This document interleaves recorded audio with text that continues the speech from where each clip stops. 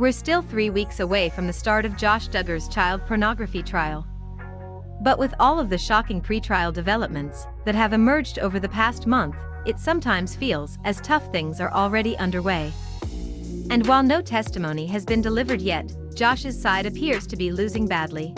The trouble for Team Duggar began when the defense filed 5 motions to dismiss evidence on the grounds that it had been mishandled or illegally gathered. All 5 were denied. And that was just the beginning of the defense's problems.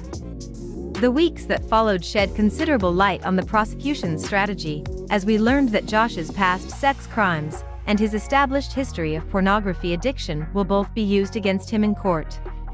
Now, the prosecution's case has come into even sharper focus thanks to 2 new developments that took place over the weekend. First, it was revealed that the DA's office has requested access to a witness bank records with the hope of eliminating that witness as a possible suspect. In court documents obtained by local news outlets, prosecutors stated that the records are relevant for the government's case as they affirmatively exclude the witness from Wholesale Motors and the state of Arkansas on the dates in question. Last week, we learned that prosecutors are seeking to maintain possession of a desktop computer belonging to Josh.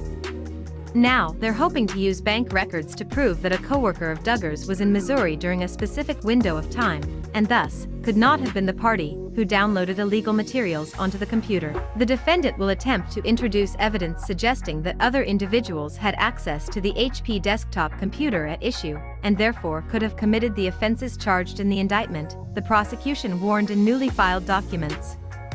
Recent filings reveal that the DA is also planning to shed some light on how Josh was able to engage in his repugnant activities without being detected by members of his family. The defense plans to use Josh's history of porn addiction to his benefit by reminding jurors that Anna closely monitored his internet use after learning of his deviant tendencies several years ago. But prosecutors are hoping to demonstrate that Anna's precautions were easily sidestepped by Josh, who installed a program of his own which allowed him to bypass his wife's protections. Covenant Eyes is a program and service advertised as an internet accountability software geared specifically to help individuals live porn-free with confidence, reads a filing that came to light over the weekend. Covenant Eyes notifies the subscriber's designated accountability partner, the prosecution explained. From there, the documents outline exactly how Josh managed to get around the program.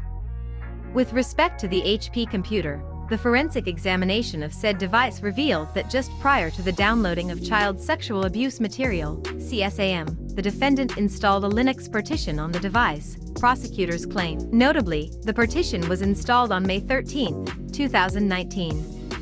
On that same day, the TOR, the Onion Router, browser, which is a means of accessing the dark web, was downloaded onto the Linux partition. The very next day, May 14, the Onion Router browser was allegedly used to access child pornography.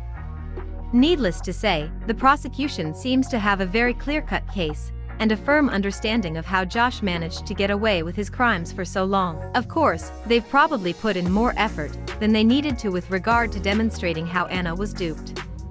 Anyone who's even remotely familiar with the Duggar family knows how horribly naive these people can be.